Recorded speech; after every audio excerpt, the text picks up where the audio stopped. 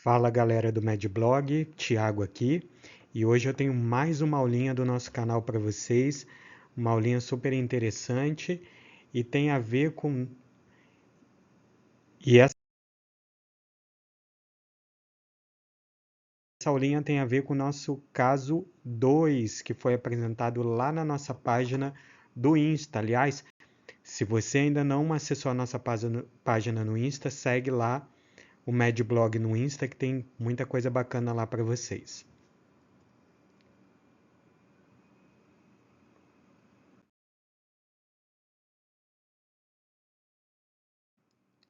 Bom, então bora lá, vamos falar um pouquinho do nosso caso que a gente apresentou. Então, um paciente do sexo masculino, 70 anos de idade, 70 quilos, que apresenta um quadro de diarreia e vômitos há 4 dias. Não consegue se alimentar e ingeriu pouco líquido desde o início do quadro. Há um dia, ele iniciou sonolência. E agora ele chega no PS com confusão mental, sonolento, desidratado, e os exames laboratoriais evidenciam um sódio de 106. E aí, cara, você sabe repor esse sódio? Você sabe como você deve proceder nessa situação? Então, um paciente idoso, desidratado, hiponatremia, e aí, o que eu faço? Você está lá de plantão no PS e eu vou passar para você o passo a passo do que você tem que fazer nessa situação. Bom, os slides dessa aula eu coloquei em formato PDF para vocês baixarem no Google Drive. Então, vou colocar o link na descrição do vídeo, beleza? E aí vocês podem baixar esses slides se vocês quiserem acompanhar ou fazer alguma anotação. É legal também para vocês terem um passo a passo aí e guardarem esse PDF com vocês caso vocês precisem consultar em algum momento. Já que hiponatremia é um dos distúrbios hidroeletrolíticos mais comuns na prática, principalmente paciente internado, vocês vão ver muito isso na prática.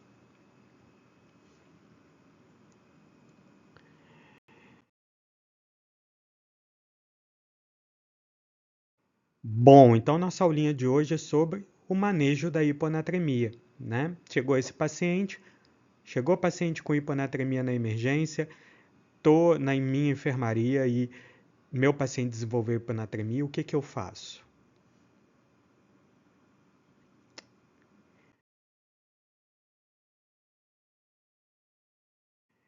Vamos começar então com alguns conceitos básicos, né?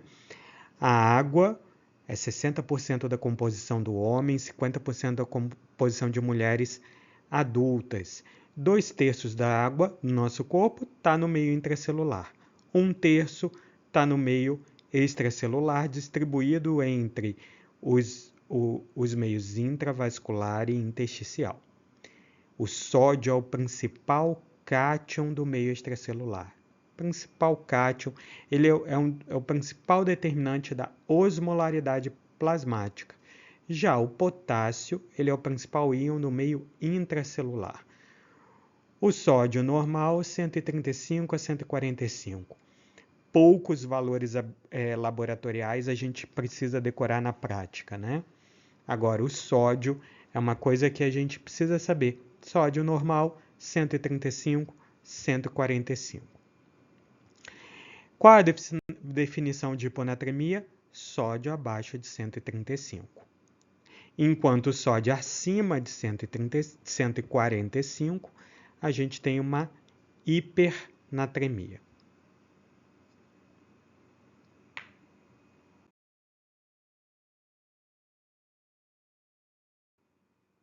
Bom, e essa tal da osmolaridade, o que significa isso, né? A tão falada osmolaridade, né? A osmolaridade ela tem a ver com a concentração de partículas solúveis em uma solução. Então, aqui no caso, a gente está falando da osmolaridade plasmática, mas a gente tem também osmolaridade urinária. Então, ela está relacionada à concentração, à osmolaridade plasmática. Ela descreve a concentração de partículas solúveis no plasma. e ela é muito importante para o equilíbrio de fluidos, né? Então, a osmolaridade normal, o valor normal dela é de 285 a 395, osmolaridade plasmática, e que ela deve ser mantida normal para evitar a transferência de fluidos entre os meios intra e extracelular. A gente sabe que o fluido, a água, ela tende a migrar para o meio mais concentrado. Então, você manter uma osmolaridade normal vai evitar essa transferência de fluidos. No ponto em que você tem uma osmolaridade plasmática muito aumentada, ou seja, um plasma muito concentrado, a tendência é que esse fluido saia do meio intra para o extracelular, causando desidratação da célula. Pelo contrário, se a osmolaridade do plasma está muito reduzida, ou seja, o plasma está muito diluído, a tendência é a transferência de fluido para o meio intracelular, causando um edema da célula. Tanto a desidratação da célula quanto o edema da célula vai provocar uma disfunção da mesma. Então, a gente precisa manter uma osmolaridade aí dentro do valor normal. A fórmula da osmolaridade, 2 vezes o sódio mais a glicose sobre 18, né? É a formulazinha clássica aí que a gente aprende desde a fisiologia.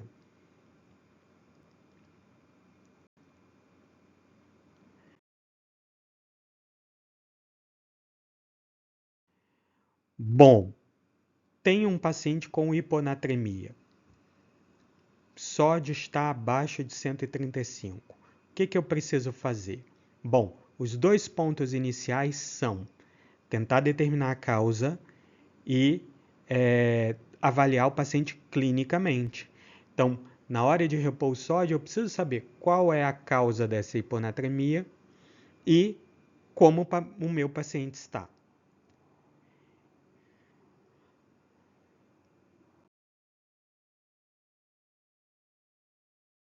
Começando, primeiro passo, avaliando o volume do paciente e determinando a causa dessa hiponatremia. Bom, de acordo com o estado de volume do paciente, eu tenho uma hiponatremia que ela pode ser hipovolêmica, hipervolêmica ou euvolêmica, né? Bom, como que eu avalio isso? Eu posso avaliar clinicamente, eu posso ter essa resposta clinicamente. Então, voltando para o nosso caso, um senhor de 70 anos que está com vômito, diarreia, desidratado e está com uma hiponatremia. A gente está diante de uma hiponatremia hipovolêmica. Então, muitas vezes isso, na minha história e no meu exame clínico, já fica claro, sem que eu precise para isso de avaliação de osmolaridade, por exemplo, né? Um paciente com hiponatremia hipervolêmica, por exemplo, é o que acontece em pacientes com estados edematosos, com anasarca. É o paciente com insuficiência cardíaca, com insuficiência renal crônica, né? Síndrome nefrótica, cirrose com ascite, né? Esse paciente ele tem um estado de hipervolemia. Então, são as principais situações. Pode ser uma hiponatremia euvolêmica, por exemplo, causado por medicação, né? Várias medicações como antidepressivos podem causar hiponatremia, e daí a gente está diante de uma hiponatremia euvolêmica.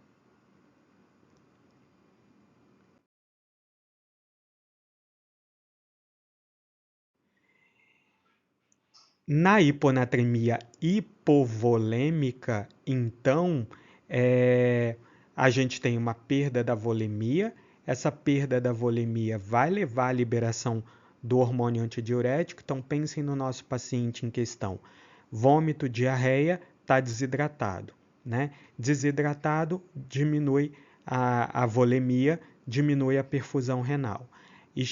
E ao mesmo tempo que ativa o sistema renina-angiotensina-aldosterona, você também tem a liberação do hormônio antidiurético. Esse paciente está desidratado, né? E é um dos mecanismos para a liberação. A desidratação leva à liberação do hormônio antidiurético, né? A hiponatremia hipovolêmica ela pode ser dividida em dois grupos, né? Quando acontece a perda renal e quando acontece a perda extrarrenal. Vamos falar do nosso paciente, que é o mais fácil, né? Ele está tendo uma perda de volemia e essa perda é extrarrenal, ou seja, não é por uma causa renal. Então, o paciente está com vômito, diarreia, pacientes com queimadura, com pancreatite, com trauma, que tem perda de líquido por terceiro espaço. Então, você tem uma causa extrarrenal de perda de volemia, né? Nesse caso, o sódio urinário ele costuma estar baixo. Por quê? Exatamente porque nessa situação você tem ativação do sistema renina-angiotensina-aldosterona. E o que a angiotensina, o que a aldosterona vai fazer lá no rim? Reabsorção de sódio e água. Então você diminui a excreção urinária de sódio. Portanto, nessa situação, o sódio estará reduzido, estará baixo, o sódio urinário estará baixo. Então, eu tenho um quadro de hiponatremia hipovolêmica por perda extrarrenal e com sódio urinário reduzido. Bom, a hiponatremia hipovolêmica pode ser por perda renal, ou seja, eu estou perdendo volemia, estou perdendo volume pelo rim. Deficiência de mineralocorticoide, nefropatia perdedora de sal, uso de diurético, síndrome cerebral perdedora de sal, alcalose metabólica, bicarbonatúria, né? São condições menos comuns e que vão levar a um sódio urinário aumentado, né? Então, eu tenho algum problema renal que está levando a perda de volemia aí pelo rim. Diferente da causa anterior, em que a gente tem um sódio urinário reduzido, aqui a gente tem um sódio urinário elevado.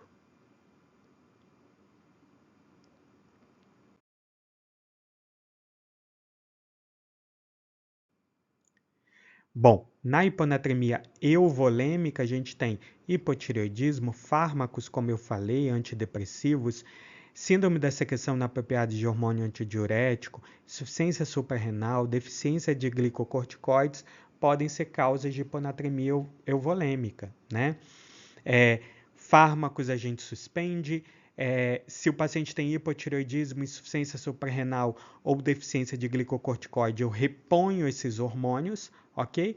E quando que eu suspeito de um paciente com síndrome inapropriada de hormônio antidiurético? Principalmente aqueles com patologia do sistema nervoso central, hemorragia subaracnoide, trauma craniano, hemorragia intraparenquimatosa, AVC, tumor cerebral e câncer de pulmão. A gente já falou na nossa primeira aula que uma das síndromes paraneoplásicas é síndrome da secreção inapropriada de hormônio antidiurético, principalmente no carcinoma de pequenas células.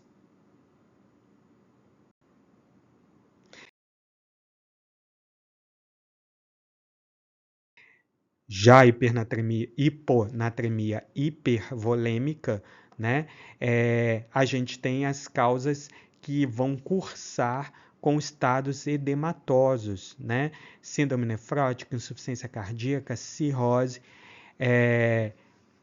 que vão também provocar uma queda do sódio urinário. Então, nessas doenças, a gente tem um sódio urinário reduzido, menor que 20, porque são estados em que você tem ativação crônica do sistema renina-angiotensina-aldosterona, que vai levar a reabsorção de sódio e água. Então, o sódio urinário está reduzido. E a gente tem também insuficiência renal oligúrica, que pode cursar com sódio urinário elevado, ok? Naquele paciente que tem uma insuficiência renal oligúrica.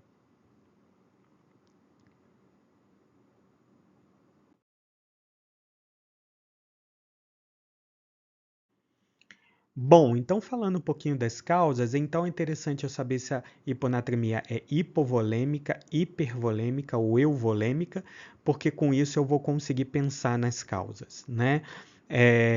Então, a hiponatremia hipovolêmica pode ser perda renal ou extrarrenal, hiponatremia hipervolêmica, normalmente em estados edematosos, e hiponatremia euvolêmica, muito associado ao uso de medicação, deficiência hormonal, certo?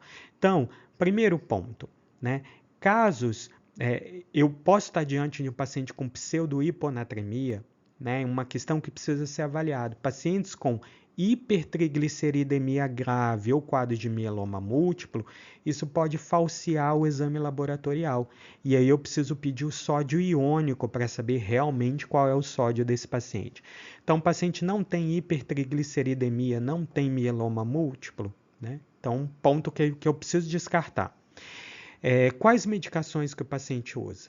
Diuréticos tiazídicos, antipsicóticos, antidepressivos, fibrato, opioide, clorpropamida, lítio, carbamazepina, ácido valproico, então anticonvulsivantes, gabapentina, lamotrigina, benzodiazepínicos, ciclofosfamida, vincristina, nicotina, êxtase, são alguns exemplos de drogas que podem estar associados à hiponatremia. Então, rever as medicações que o paciente usa. Tem alguma medicação que possa estar causando ou contribuindo para a hiponatremia dele? Precisamos avaliar esse ponto.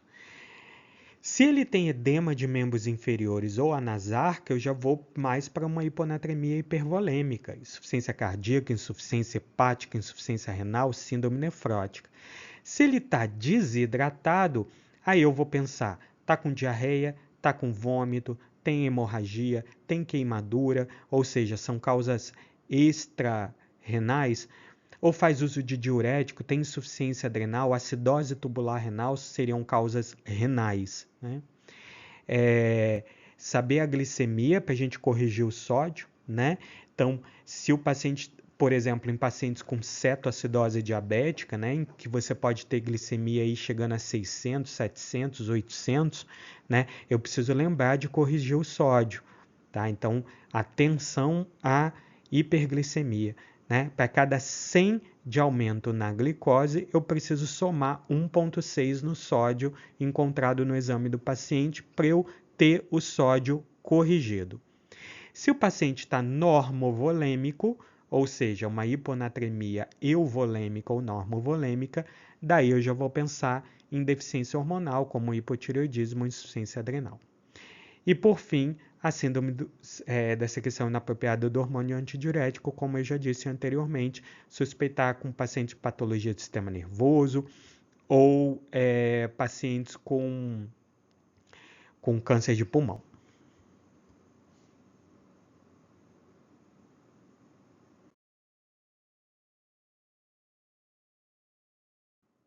Trouxe aqui para vocês um algoritmo diagnóstico bem interessantezinho, né?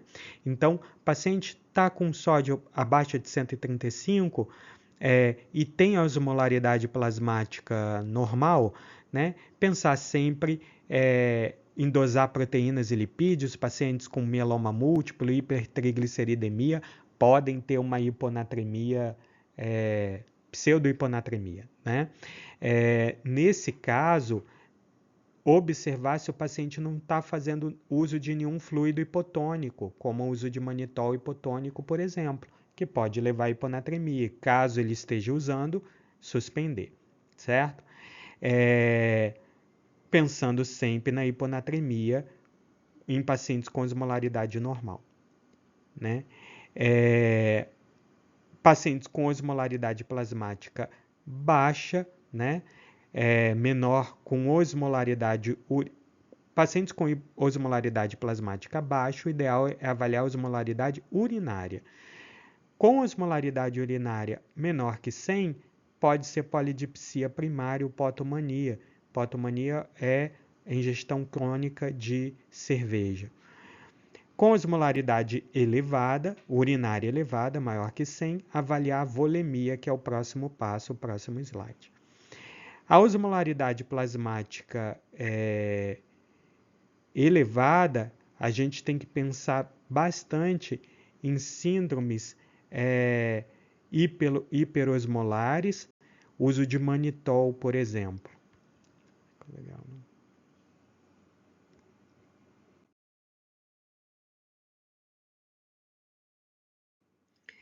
Agora, se eu tenho sódio com menor que 135, com osmolaridade plasmática baixa e osmolaridade urinária aumentada, ou seja, a urina está mais concentrada, eu preciso avaliar a volemia do paciente.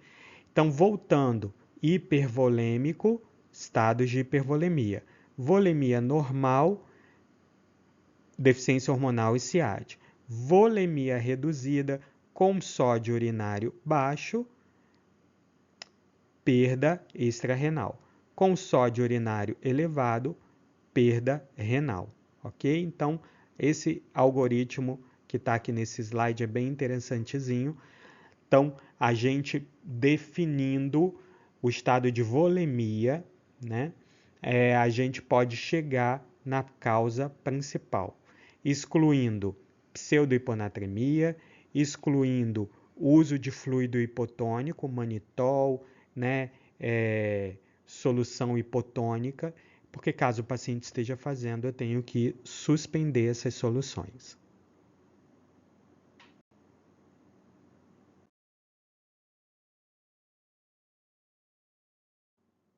Bom, o segundo passo é a avaliação clínica do paciente, né? Como está o meu paciente? Definir, é uma hiponatremia hipovolêmica, euvolêmica ou hipervolêmica? Cheguei na provável causa?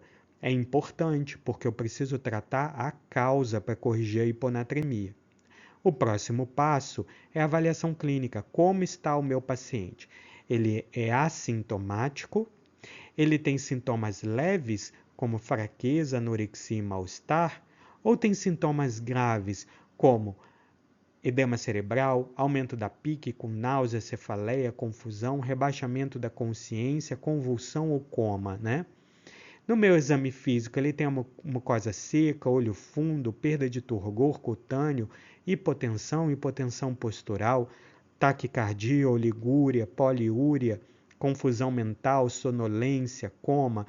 Então, no exame físico, eu vou procurar sinais e sintomas que me deem a gravidade dessa hiponatremia, dos sintomas do paciente, mas também que possam me indicar qual é a provável causa dessa hiponatremia. Então, é um paciente com hiponatremia que tem edemas de membros inferiores, tem turgência jugular patológica, tem congestão pulmonar, tem B3 na ausculta cardíaca. Bom, ele já infartou, é hipertenso de longa data, então posso começar a pensar numa insuficiência cardíaca, né? É um paciente com circulação colateral abdominal, cabeça de medusa, tem um fígado reduzido de tamanho, lobulado, tem ascite, né? Tem estigmas de insuficiência de cirrose hepática, então eu vou pensar na cirrose hepática, né? Então, é usuário crônico de álcool, tem histórico de hepatite B e C, então isso vai me indicando a causa. Ou como o nosso senhorzinho, em que a causa está bem clara, né? Do nosso caso, ele é um paciente que vem há 4 dias com náusea e vômito, diarreia. Então, ele tem uma hiponatremia hipovolêmica relacionada à perda extrarrenal, né? Se a gente for medir o sódio urinário dele, provavelmente o sódio urinário vai estar reduzido. Bom, o que me indica aqui o quadro leve e o quadro grave? Quadro leve, eu vou tratar a causa base e vou repor fluido desse paciente, vou hidratar esse paciente. Mas o nosso paciente tem sintomas graves, ele tem confusão mental, ele tem sonolência. Então, nosso paciente é um paciente com hiponatremia e sintomas graves. Além disso, ele tem um sódio de 106, é uma hiponatremia grave.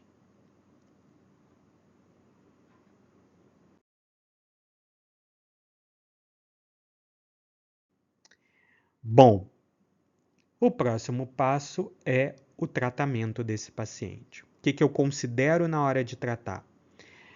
Em quanto tempo essa hiponatremia se instalou?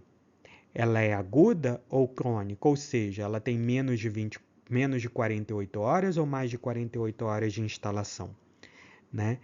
Na dúvida, sempre tratar de forma devagar para a gente evitar a tão famosa síndrome de desmielinização osmótica que a gente viu na aula passada. Então, quem não lembra, pega aí a aula anterior do nosso canal que eu tenho explicadinho lá o que é essa síndrome.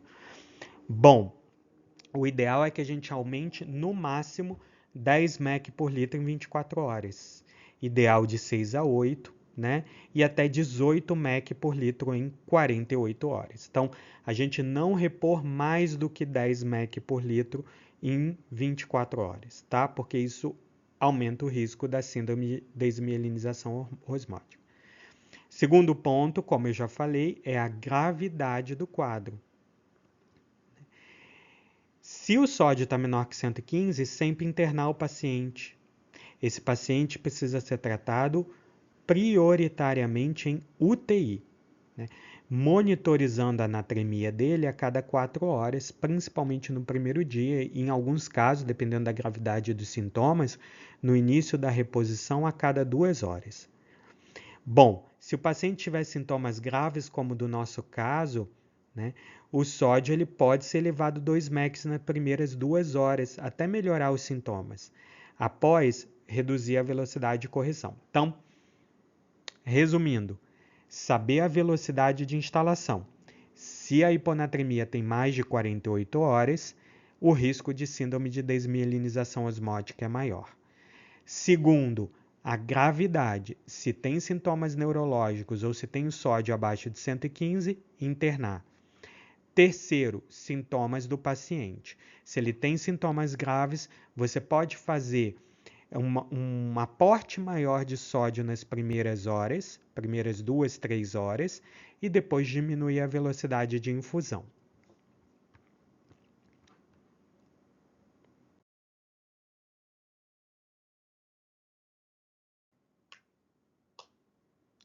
Então vamos falar do tratamento? Se é uma hiponatremia não hipotônica, eu vou tratar a causa base, ok? Então, repor o hormônio se o paciente tiver deficiência ou retirar a medicação.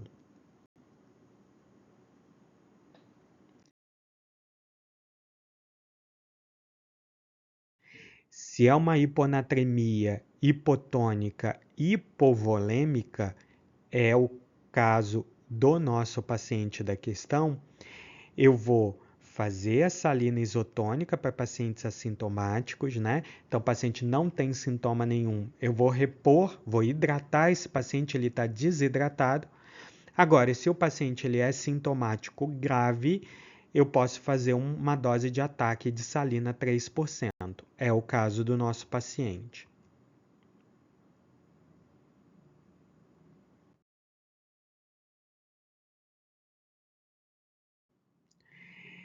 Se tem uma hiponatremia hipotônica de causa endócrina, ou seja, hipotireoidismo, insuficiência suprarrenal ou deficiência de glicocorticoide, eu vou repor esse hormônio. Se o paciente for assintomático, basta repor o hormônio, não preciso fazer reposição de sódio.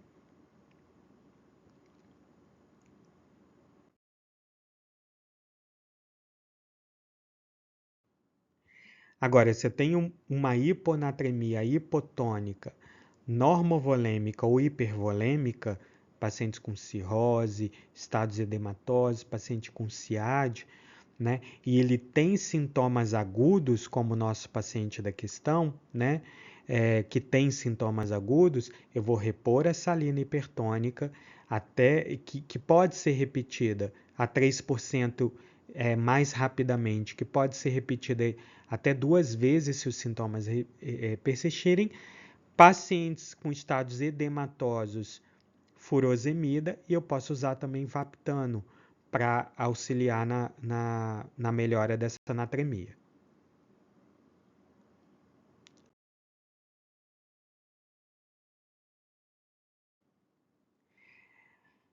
Agora, na hiponatremia hipotônica normo ou hipervolêmica, se o paciente é assintomático ou tem sintomas crônicos, eu vou apenas tratar a causa base.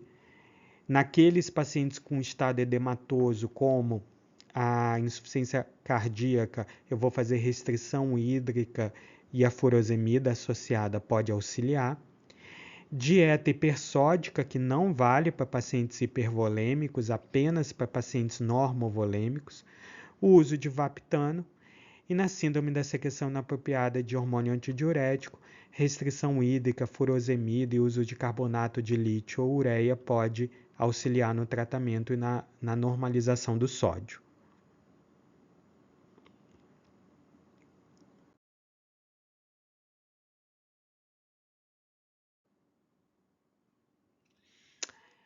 Bom, agora a gente vai voltar ao caso e vamos entender como que a gente vai fazer a reposição de sódio no paciente em questão.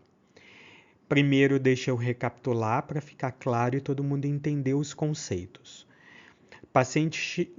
Você está avaliando um paciente, ele tem uma hiponatremia, mas ele é assintomático, você vai tratar a causa base desse paciente.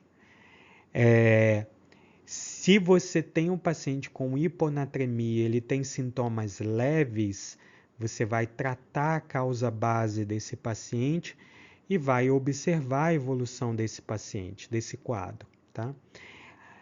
Se ele está vomitando desidratado, você vai hidratá-lo. Se ele tem uma insuficiência cardíaca descompensada, você vai compensar.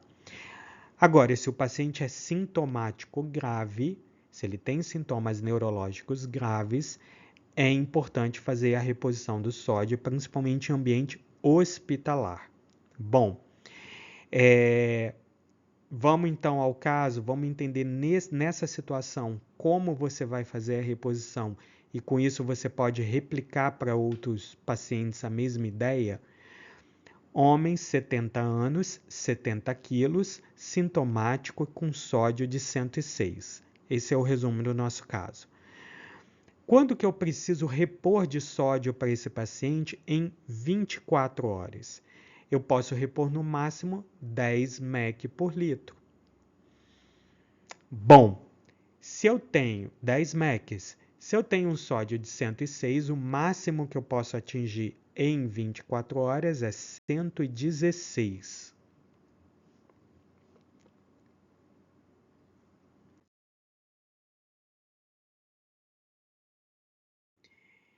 Bom, tem uma formulazinha que a gente usa para reposição. Essa fórmula é para eu estimar quantos mEqs eu vou poder repor no total dentro, mEq de solução eu vou poder repor dentro das 24 horas. Essa fórmula ela é composta pelo sódio desejado menos o sódio encontrado vezes a água corporal total. Como que eu sei a água corporal total do paciente? Em homens, em homens abaixo de 65 anos é 60% do peso. Em mulheres e homens, em mulheres abaixo de 65 anos e homens acima de 65 anos, 50% do peso. E em mulheres acima de 65 anos, 45% do peso. Bom, aqui no nosso caso a gente tem um homem de 70 anos. O nosso sódio encontrado foi 106 e o que a gente deseja é 116. Portanto, 116 menos 106 vezes 0,5 vezes 70, que é a água corporal total. Essa conta vai me dar o valor de 350 mEqs em 24 horas, é o quanto eu posso repor para atingir um sódio de 116 mEqs por litro.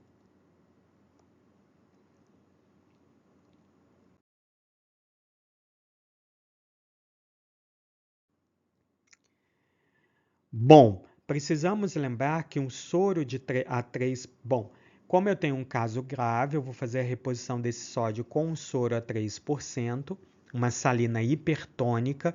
Eu tenho um paciente desidratado com sintomas neurológicos, então eu preciso fazer a reposição com salina hipertônica. Se fosse um paciente assintomático e eu fosse hidratá-lo, poderia ser com uma salina isotônica. Mas aqui eu tenho um paciente com sintoma neurológico grave, eu vou repor com salina hipertônica. O NaCl é 3%, eu uso 9 partes de soro fisiológico e uma parte de NaCl 20%. Ok? Então, o soro a 3% ele é composto por 9 partes de soro fisiológico e uma de NaCl. Bom, o que significa um soro a 3%? Significa que eu tenho 3 gramas de NaCl em 100 ml de solução. Como cada grama de NaCl equivale a 17 mEq, em 100 ml eu vou ter 51 mEq de NaCl, certo?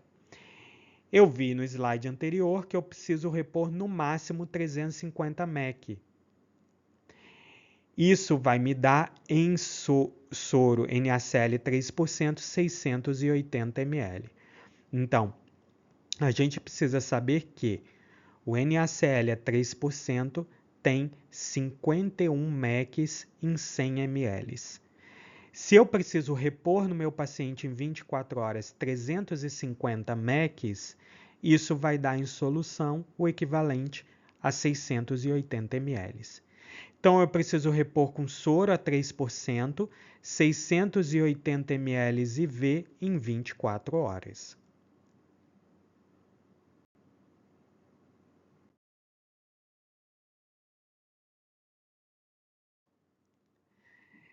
Mas como o paciente está muito sintomático, eu devo fazer uma dose inicial mais rápida. Então, eu sei que em 600, eu vou ter que repor em 24 horas 680 ml de soro a 3%. Mas eu posso, nas primeiras 3 horas, fazer uma velocidade maior de infusão.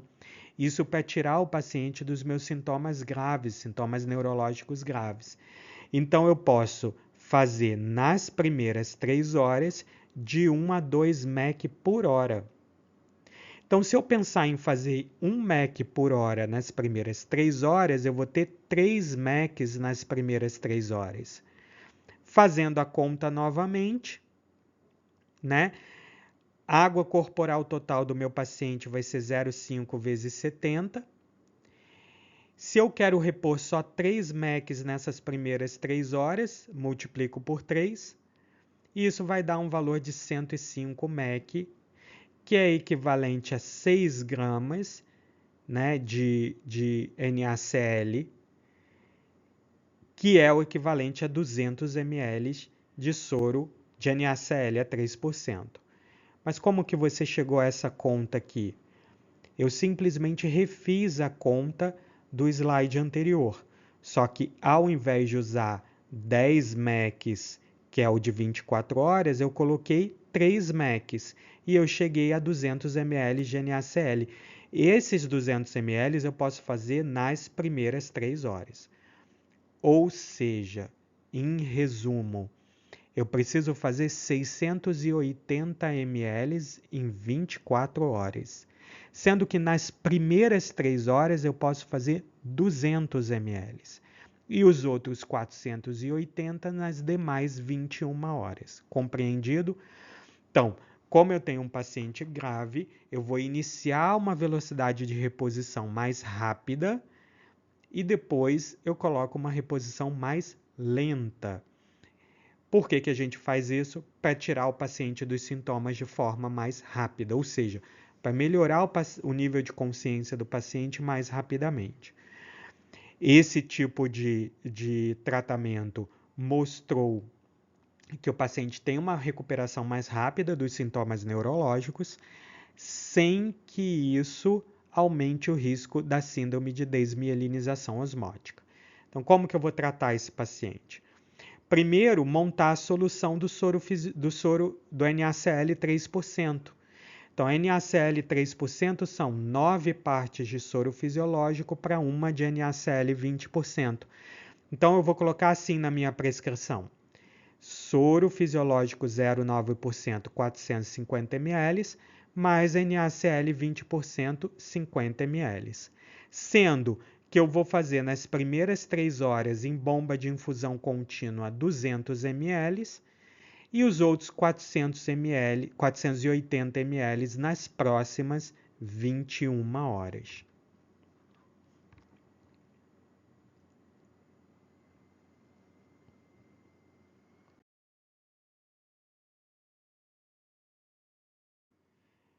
Bom, pessoal, eu sei que esse pode ser um tema um pouquinho difícil, principalmente para quem está ouvindo pela primeira vez, né? Então, fica um pouquinho complexo mesmo.